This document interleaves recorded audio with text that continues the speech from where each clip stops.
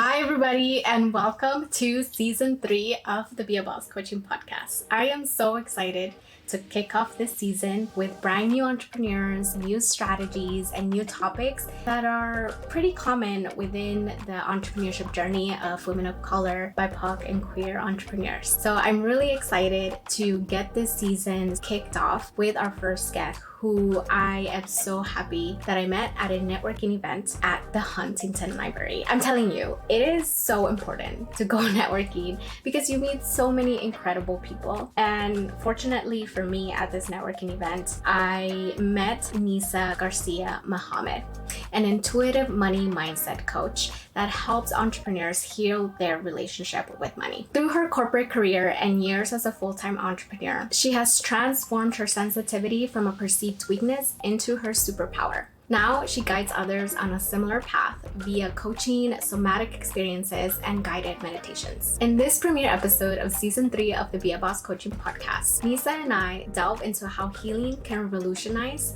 your financial journey. Plus, we get into an impromptu coaching session that highlights the extensive benefits of healing beyond just your finances. I hope you gain so much insight from our conversation and enjoy the show. I really wanted it to be a conversation, and I know you and I have talked in your podcast, and I really enjoy just the natural flow of things and the conversation. I do have some questions that I plan to ask, but I do want to give you room for whatever comes to your head, and to like make this a conversation where it's really just us talking and getting to know more about you and your journey. But I'm glad that we got reconnected again. Hope you've been doing well. But yeah, so why don't we start with introducing yourself? I'm so glad you're here. Thank you so much. But tell us who you are, and we'll get started. Oh my gosh, this is so exciting. I'm Neysa, and I'm a money mindset coach and wrapping up my certification with Trauma of Money.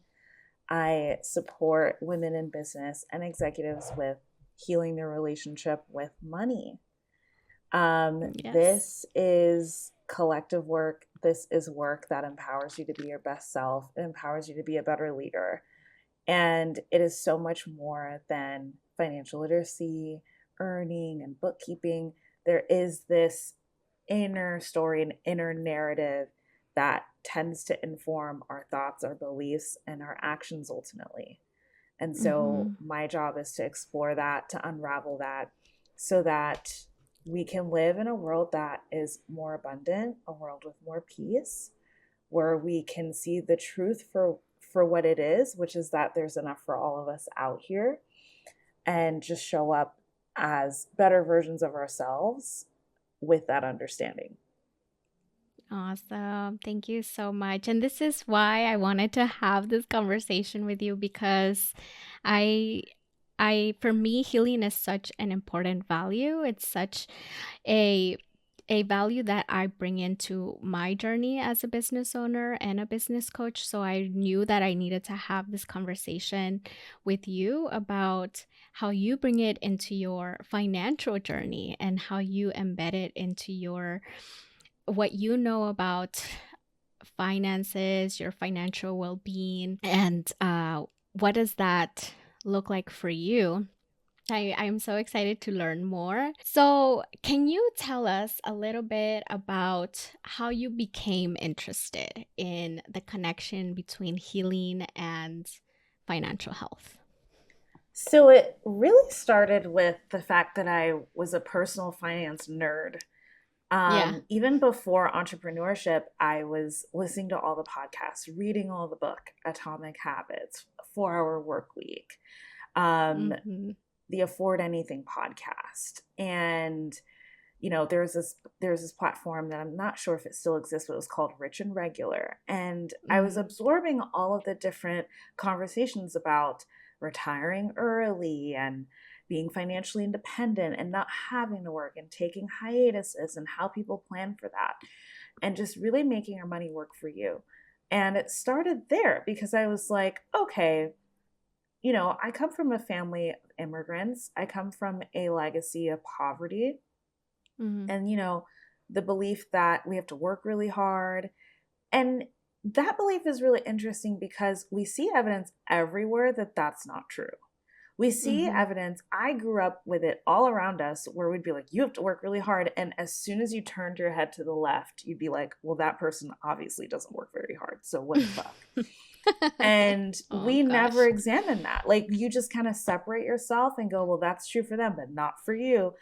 And Mm-hmm. I accepted that until I couldn't.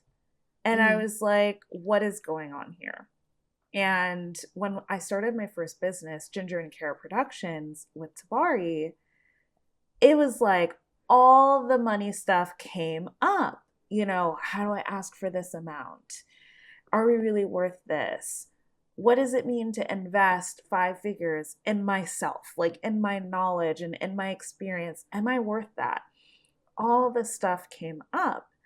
And I got to a point where I was like, knowing about money, being educated about it isn't enough. It's not Yeah. enough to say, I know that I should have an IRA. I know that I should save for taxes. I know that I should plan for my vacations every year or whatever. It wasn't enough. Not to mention what I was being prescribed didn't feel totally aligned, right?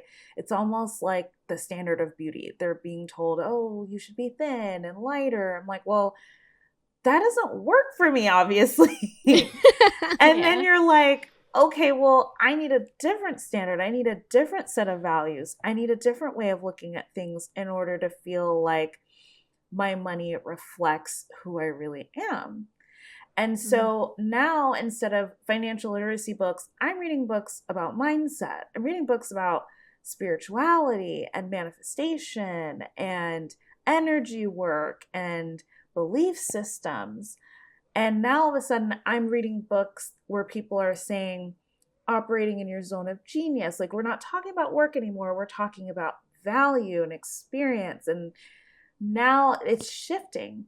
And I was like, this is actually my favorite thing to talk about. Like, every time I talk about this topic or help someone through this, whether it's through a conversation, the energy that I get is like, it overflows, right? And so Mm-hmm. after reading The Big Leap and being taught to track where your energy is coming from, notice what really took you there and notice what drained you.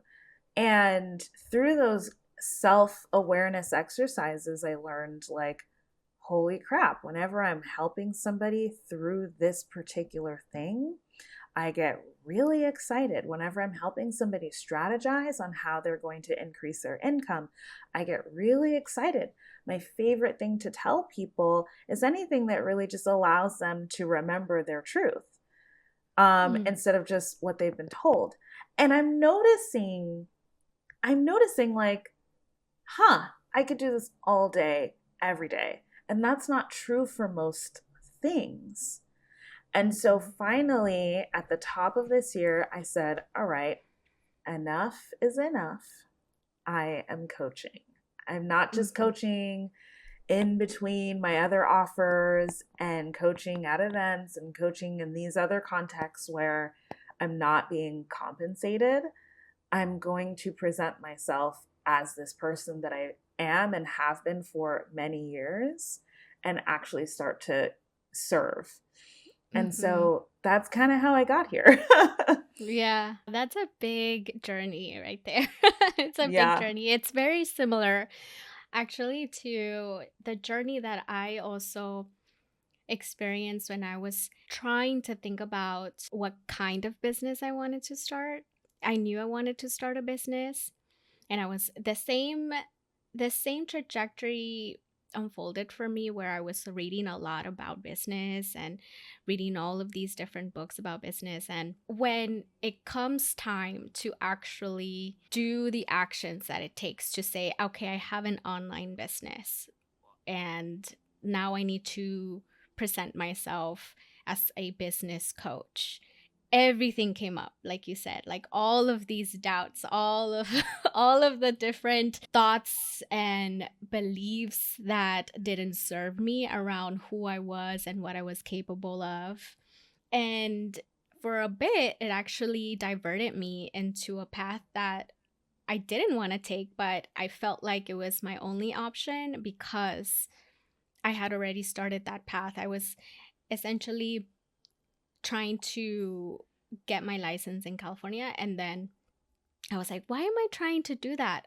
I don't want to do that. But yet I felt this need to go in that direction because I wasn't sure if I could go in this other direction that I wanted to go in. And even though I was learning about it and it was exciting, but all of these things came up for me that I wasn't, that if I would have addressed probably in like therapy or in other ways where I could begin to really reflectively think about who I am and my truth and what authenticity means for me and all of these questions, I totally understand that because it just comes up.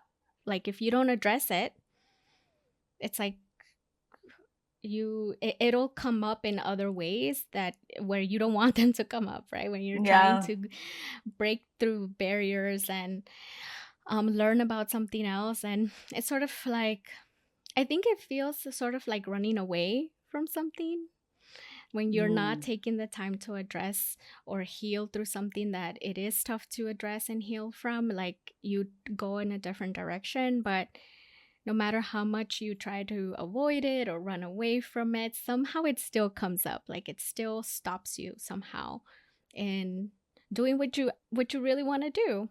So I am glad that you're sharing that for yourself. And I'm wondering how you came to that realization of like, okay, I'm learning a lot about financial literacy and you're learning from different perspectives and different people, but how did you come to your own understanding of what it looks like to heal with this lens of financial and healing kind of putting together? Because I think that those are very distinct lens, you know? Yeah.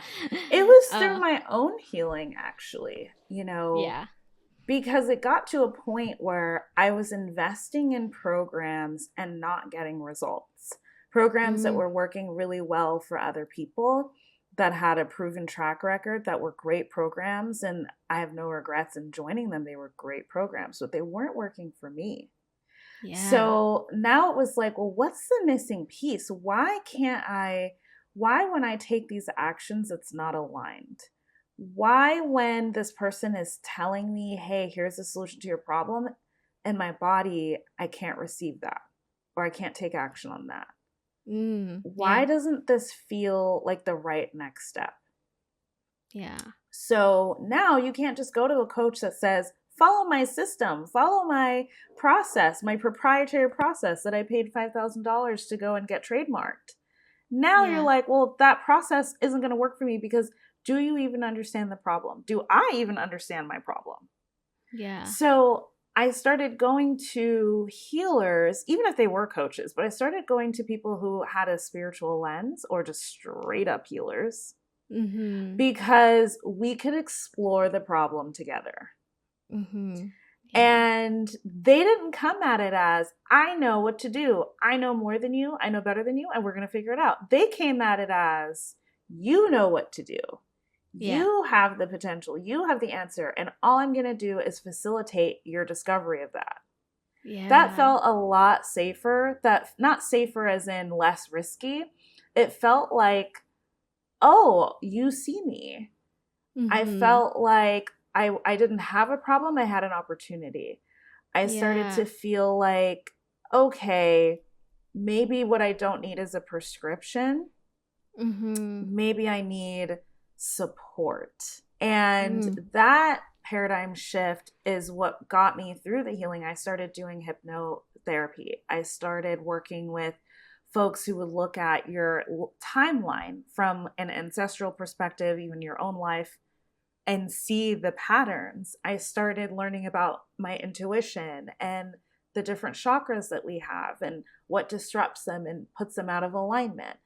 And the elephant in the room, which is like luck. You know, some people might find it luck. Some people might say it's the universe or God. But there is this elephant in the room of like, how does something show up in your inbox and you have no idea where it came from? How do you get an opportunity when everyone else is looking for opportunities and can't find them? How are the people just as you need them showing up in your life? Like, there's so much, for lack of a better word, luck involved, and for lack of a better word, serendipity involved.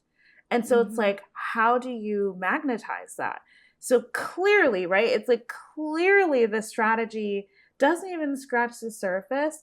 And then I realized as I was getting better, as I was feeling better, as I was trusting myself more, I thought, wow, this is missing. This is missing because you can either go to a healer or you can go to a coach. And you have to, and it's great to have both. But for me, and I am a coach, but offering those other pieces of hypnosis and doing those thought exercises and somatic exercises and taking a moment to get really curious reveals massive, massive moments for my clients. And you can't tactic your way through that. Yeah. You know? And so what I love about it too is that it empowered me to realize I don't have to have all the answers. I think what made me take so long to become a coach was I thought I had to have all the answers.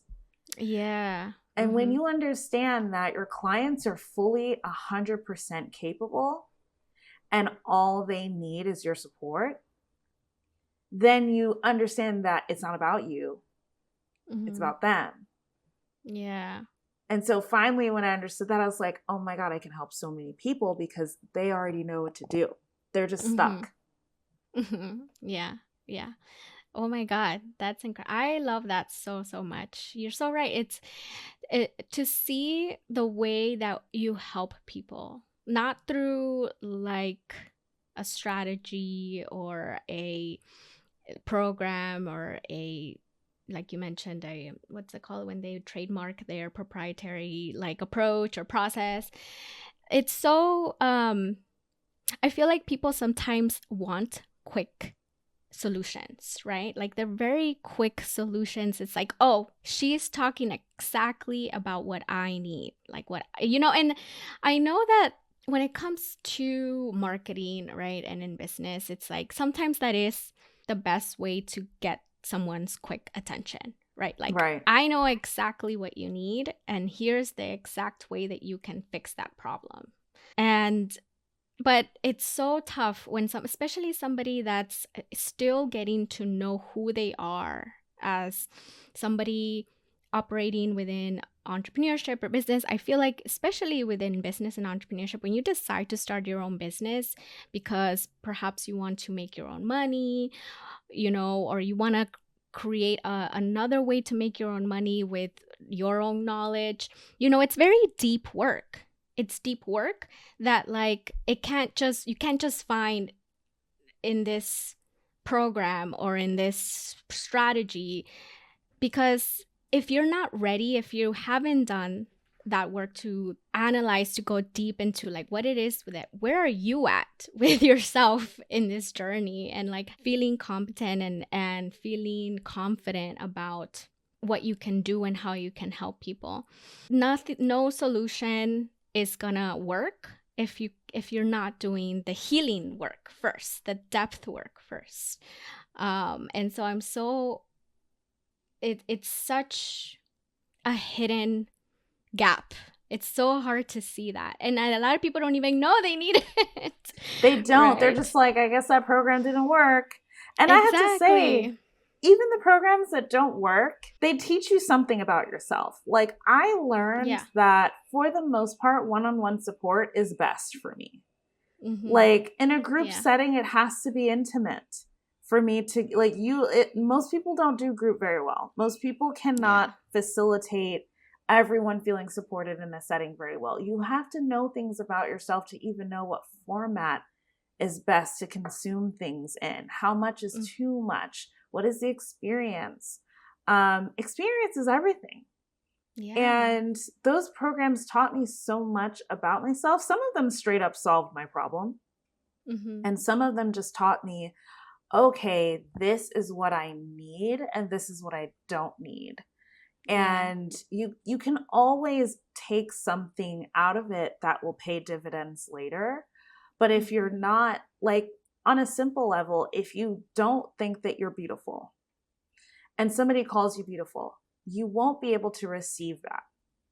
You'll be like, I mean, they probably just go around telling everybody that they're beautiful. But when you feel beautiful, somebody calls you beautiful, you're like, thank you. Just like on a basic level. And the same thing with business, right? It's like when you are ready to receive the solutions to get to the next milestone, to solve the problem, whatever it may be, then you can say, this is the right thing. This is the next step for me. But when you haven't explored that work, even if it was great, even if it was what you needed, are you going to hear it? Exactly. So good. So true. I don't have any more like words for that. Like you hit it on the nail.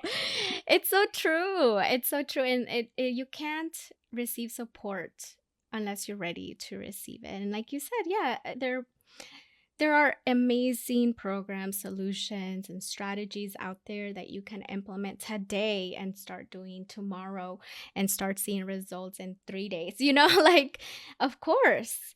But if you're not there to meet yourself where you're at, or like you said, I love what you said earlier about the prescription versus the support, right? It like, how do you implement take the prescription if you don't know what kind of support you need? And I guess that would be my next question to you is like, what would you say is a way to kind of begin to get in tune with yourself around needing prescription versus support, or maybe do you need both at the same time? Like, and I love how you mentioned that there were programs that taught that still made you learn something about yourself. And so what would you say is a way for people to get in tune with what they needed in terms of either prescription, a solution, a direct solution, or having the right support? I think you can track your emotions. If there's a lot of emotional charge behind what you think your problem is, then there's inner work that needs to be done there. So for example, if someone came to us and said, I need brand photos, but I just feel so awful. And I just don't know if I can really show up that way, but I have to show up that way because I need to be professional and I just doubled my prices. And right? And there's emotional charge, then that's inner work. If you show up and you say, it's been about a year, I update my brand photos every year, and it's time for me to update brand photos, what's your availability? That's, you're like, cool, this is what I need to do. Yeah. Right? Yeah. So your emotions are not something to run away from, not because it's the holistic thing to do, but because they have really valuable messages for you. Yeah. I love that. I love that so much. Because I go through those motions all the time. Lisa, I'm like, oh my God, I need to post this social media thing, but I am tired and I don't even know if I believe in this. I just wrote something out because, you need to show up, you need to be consistent. But like, do I believe in the message that I just made? Right. And like, right. And I have found myself in those moments too, where I'm like, I don't want to just create just because I have to create, right? Right. I hate that. And so, I tug at myself for that because I'm like, I want to be consistent. I want to be consistent. And yet I also want to feel authentic. Like I want my words, my message, my content, everything to come from a place that's authentic. And Yes. I know that that's a buzzword, right? Like authenticity, authentic, it's a buzzword. But it is a very personal feeling Yeah. to you, especially when you're trying to embed it into your business, however, whatever that looks like, whether it's your podcast, your blog, or however. And it's sometimes it's just hard to figure out what is that for me. Do you And want to do a quick exercise? Because let's this do is it. the perfect Yeah, opportunity. let's do it. So, my first question is, you said something about, but I want it to be authentic. What about posting consistently feels inauthentic to you? That's a great question. And I've never thought about it that way, but when it comes to creating content consistently, it's the face value emotion is like, oh, I'm going to stay top of mind. Stay top of Mm-hmm. mind. But then the emotion that's gnawing at me from behind is the content that you're creating on the fly, or like because you need to put something out, do you believe that? Because I feel like I think very deeply. I would consider myself as someone that's like a deep thinker, and sometimes I'm like, am I a deep thinker, or am I overthinking? Mm. And there's also that message of like, don't overthink it, right? Imperfect action, do it, like take imperfect action. And so there's a lot of feelings that I feel like tug at me a lot of the time, where I'm trying to decipher if am I being true to myself, or am I just showing up imperfectly, or do I even believe in that, or like, it's just it's like a web of like emotions and thinking that at some point I'm like, stop it and post it.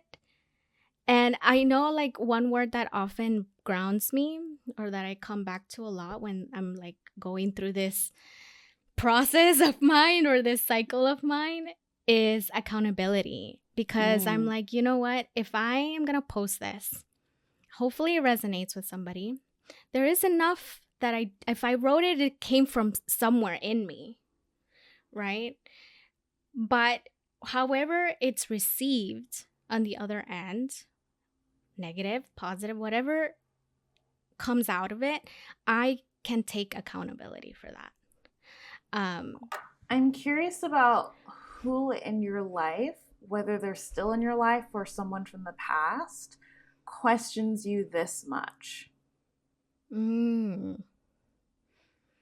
About just in general. Just questions you. Like if you were to say, hey, I'm going on a walk, they'd be like, when are you coming back? How long are you going to be there? Where are you going? Is there anyone in your life that questions your every move to this degree? I mean, the person that's coming to mind, and we're doing some work together, is my mom. Is my mom for sure. Because she's very like a Latina mom, very typical, very tried to be protective growing up, right? But what is she afraid of? What was she protecting you from? I think as a mom, you're just afraid of the external factors in the world that could, taint my my beliefs, or my values. Because growing up, I wasn't like she would, if even as far as like going to a friend's house, for example, she would just be like, no, or who is this person and who are their family members. And I totally get it, right? Because, you know, I grew up in South Central. Like, it's a very rough neighborhood and we grew up seeing some things, but I would say, like, if anyone comes to mind that does that, it would be my mom for sure. Yeah. So we've now established that this pattern of questioning yourself is not your pattern. It's someone Yeah. else's pattern. Mhm. So now really, can you think of any benefits to holding on to the pattern of questioning yourself? I mean, not really, to be honest, because if I ground myself back to that word, that accountability, then why go there in the first place, you know? Why So question myself in the first place? So, yeah. this can even be, and I always ask because I think when we think about benefits, we think, well, obviously there's no benefit in being self-critical. But if there's no benefit, then that means you can stop questioning yourself this much. So if you continue to question yourself, some part of you finds a benefit to doing so. Some part of you finds safety in the constant questioning. Mm-hmm. Could you identify what part of you feels like holding on to this? I guess it would be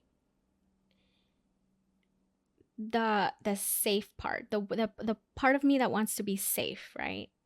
That wants to play it safe, that wants to think before they act, think before they speak. That part of me.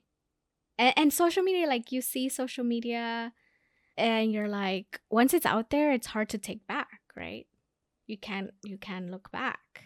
So let's do a little parts work and have a conversation with the part of you that wants to be and feel safe.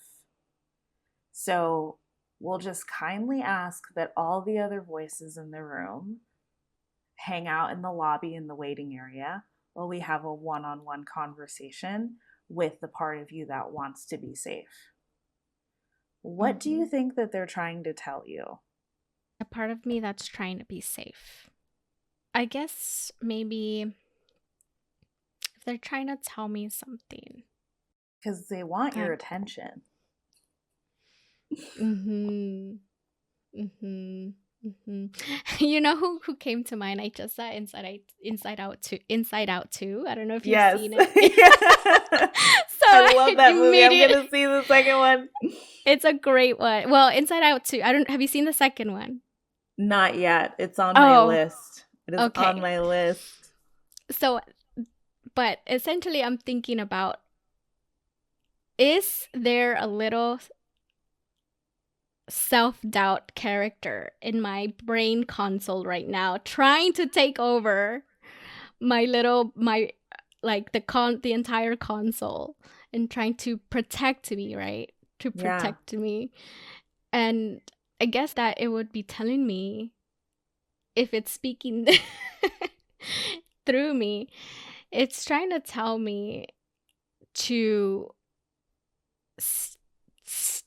remain low, stay low. No one can judge you if you, like, you know, stay low, keep your head down, you know, no one can judge you, and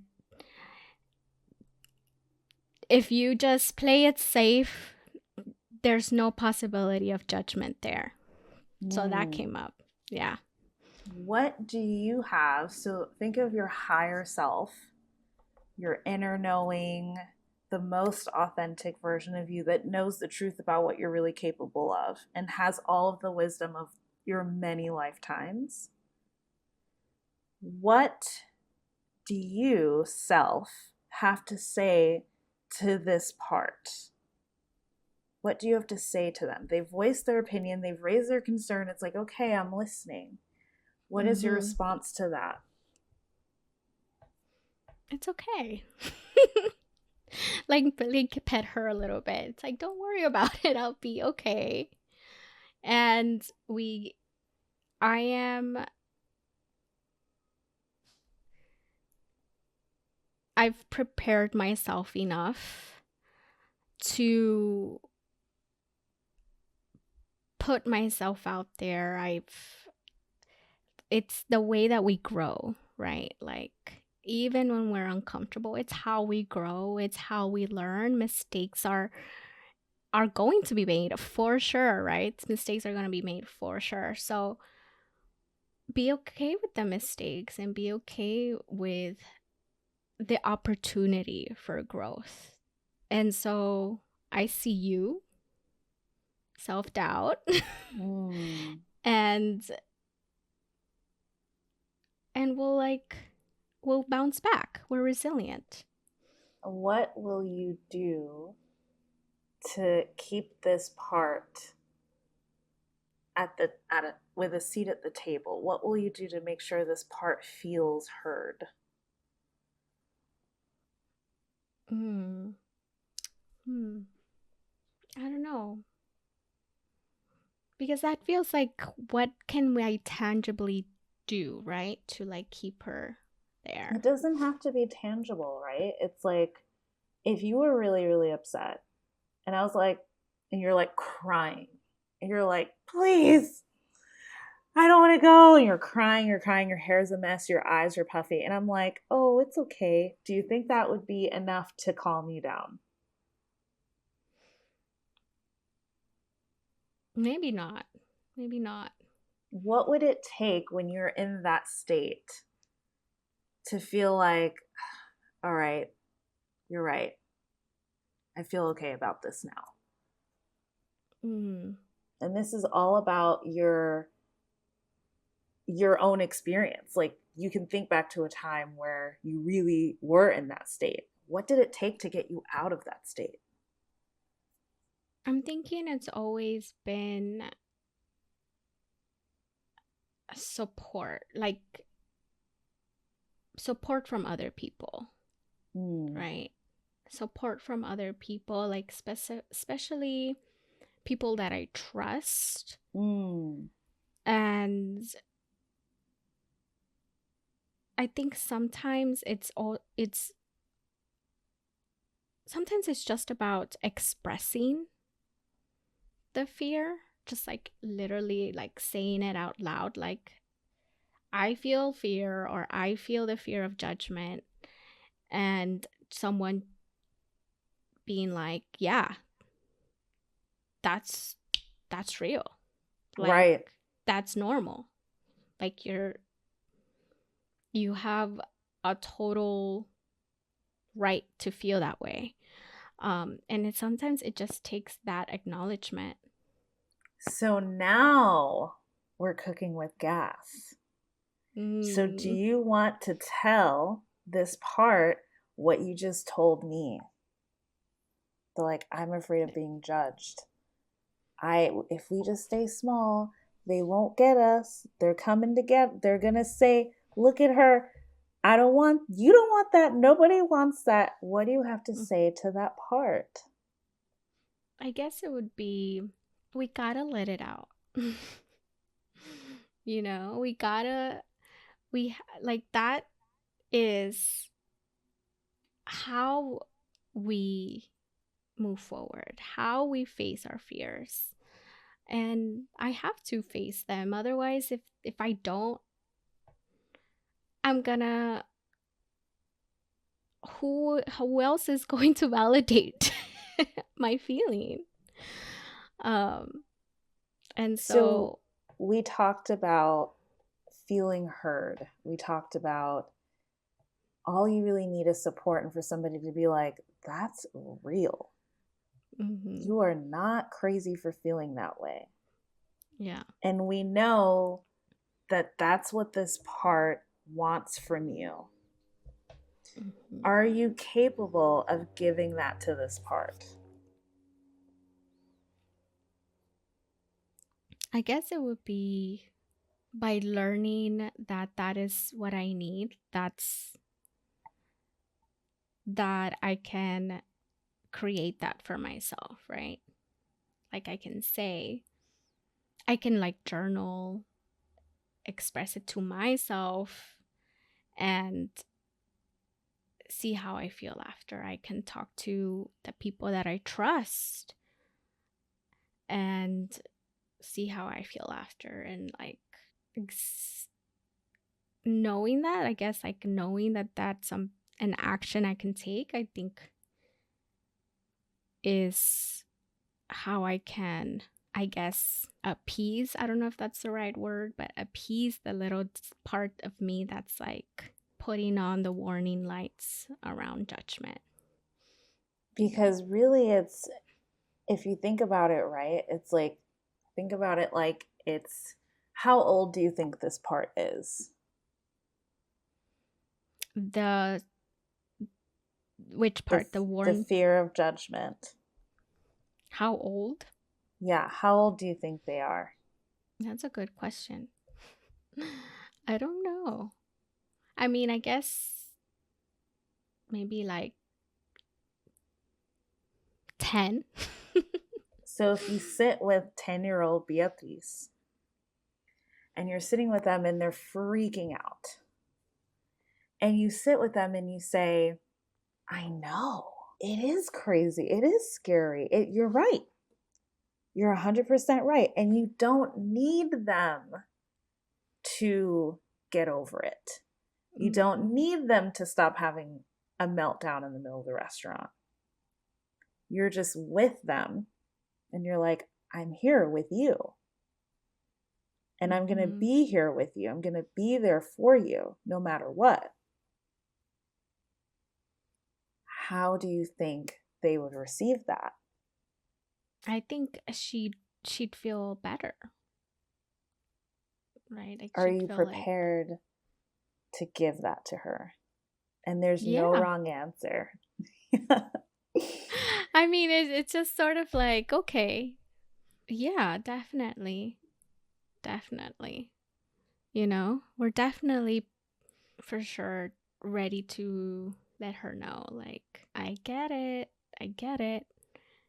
And we're growing. That's what this is for. It's for the growth. It's for finding new parts of ourselves, right? So that's what's really powerful about this work, right? It's like, it's so easy to say, it's so easy to do that to ourselves. It's so easy to question ourselves a million times. But when we really sit and get curious and we ask questions like, you have my attention. I heard you. What do you need from me right now? Yeah. And sometimes it's a hug. Sometimes it's time. Sometimes it's, can you just listen to me for a second? And then empathize with that part and think, what would it feel like for you to ask for somebody for their attention, somebody who is close to you, somebody you have a relationship with, who owes you that time and attention, and they're not giving it to you? Would you not be freaking out? Yeah. Yeah. Right? So when you really allow that conversation to happen, and that's just one of the many tools in the toolkit. Like, when you allow that conversation to happen, then you can revisit the original question, which is like, okay, there is no benefit. I see no benefit. I feel no benefit to continue to question myself at every move. And then it becomes very easy and natural not to, because you've heard, you've listened, you've created the space, you have that trust within yourself. And now you're free to take the action you need to take. Yeah. So powerful. So powerful, Neysa. Thank you. Yay. Yeah. Little a little like self-doubt self right now. She's like in her little chair, you know? Mm, I no, seriously, go watch Inside Out too because it is I so will. good. I It's will. so good. But it's so true. Like, see, like that is the power of like healing. Like I that for me, like healing is that intentional Mm, pause, right? yeah. That intentional reflection. And you really provided me with that intentional reflection and questions that allowed me to really dig deep. But not just dig deep, but really think about it. Think about what is happening there and naming. Mm, I think naming is a huge part of healing and being able to then go back to, like you said, those back to the original question, the original action that you wanted to take. Because when you cannot name what's stopping you, how are you gonna break through it? it's How do so you break through? powerful to identify it. Yeah. Sometimes it's a younger version of yourself. Sometimes it's flat out someone else. Like in the case Mm. of your parent, right? Sometimes it's like, oh, they question me all the time. Mm-hmm. And I picked up that habit along the way, but that's not even me. And Mm-hmm. sometimes we can just be like, oh, it's kind of like when you find out that your friend left their charger at your house. You're like, this isn't even my charger. Come get your charger. Right? And then sometimes there is somebody knocking at the door and you're not answering the door. And it's like, you got to answer that door and hear Mm-hmm. what they have to say and reassure them and not rush that conversation and say, okay, let's go, get up, like get your skates on, we're going. Not that, Mm-hmm. but being like, we can listen. If you don't want to go, we don't have to go. When you say that Mm-hmm. and they're like, okay, they'll come right back out. They'll be like, I actually do want to go. Right? Like, Mm-hmm. Mm-hmm. and then it's like, Yeah. okay, let's go. Yeah. Yeah. But when you rush the healing process, when you try to move and take action before we have really heard ourselves, before we've really listened and gotten curious, it just feels like somebody's walking all over you. Mm-hmm.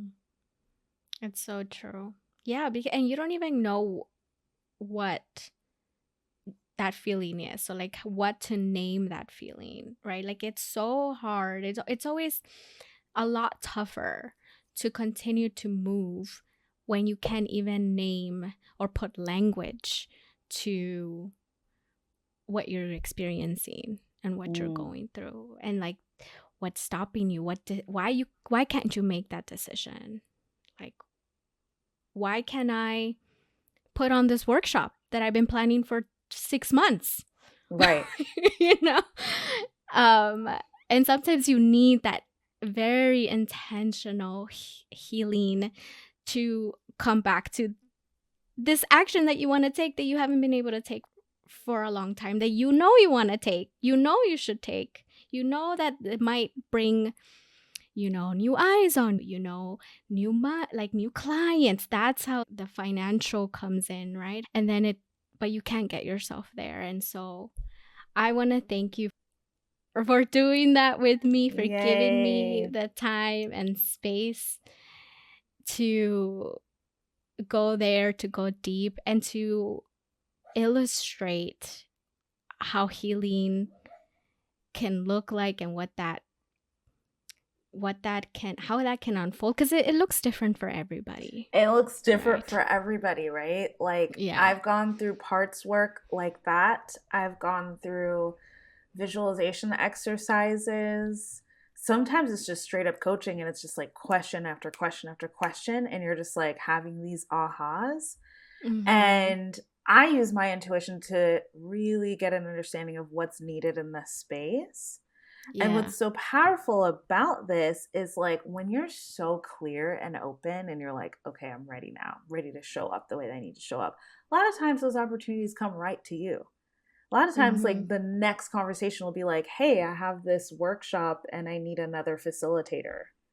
And you're like, Mm-hmm. well, bitch, I have this workshop that I've been working on for 6 months. Let's go. Like, you know what I mean? And then a Yeah. lot of times it clears the way for things to come to you as Mm-hmm. well. And that's what's so exciting about this Mm-hmm. work, right? It's like, it's Yes. not that we can't do it. It's not that we don't know what actions to take. It's doing that inner work and doing that healing and clearing it once and for all. That's what's so Mm. powerful about it. And that's why I'm so passionate about it, because I'm just like, if you've ever done these programs, if you've ever made these big moves and somewhere along the line you're forgetting to take a step in and you're Mm. forgetting to like really really hear yourself, what are the consequences of that? It gets bigger and bigger the higher you go in business. Mm-hmm. Exactly. Exactly. And the more that you grow, new feelings start to come up, Exactly. right? New, like, and things that sometimes that it's there, new feelings start to like grow, and you don't know how to name them or identify them. And once again, you need that support, right? The support. That was very illuminating. That's why I love your approach and your view, Neysa. Thank you. To bringing in money, to bringing in abundance, right? Because it's it's one thing to know about it and to learn about it, right? And it's another to really meet yourself where you're at. And I know that's Mm, like, it's not always easy to do that with yourself. yeah. It's not like, you really need that, someone that can bring out the right questions. Um, and healing doesn't always mean that it needs to be from like very acute trauma, right? It can be anything, Yeah. anything that you need to address or really need to examine. And so Yeah. I just want to thank you for your time. I am so happy that, I feel privileged to have had this Ooh. time with you. And I hope if people listening like really felt like, they and saw like what healing can do and what that intentional time, what that can really do for you or your business, for your financial health, for your wealth, for your abundance, and everything that you're trying to bring in for yourself. But Neysa, before we close out, I do want to make space for people to know where to find you. How can they work with you? Where can we see more of your work? And yeah, let us know.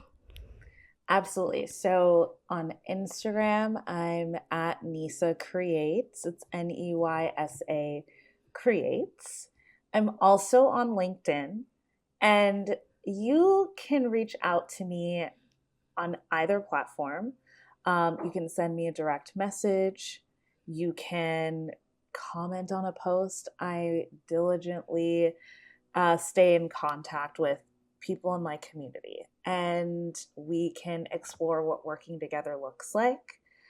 One thing that I'm announcing for the very, very, very first time, Ooh. and this is so exciting, I am offering a VIP day.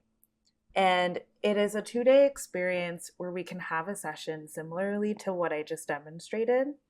And then on day 2, create magnetic content.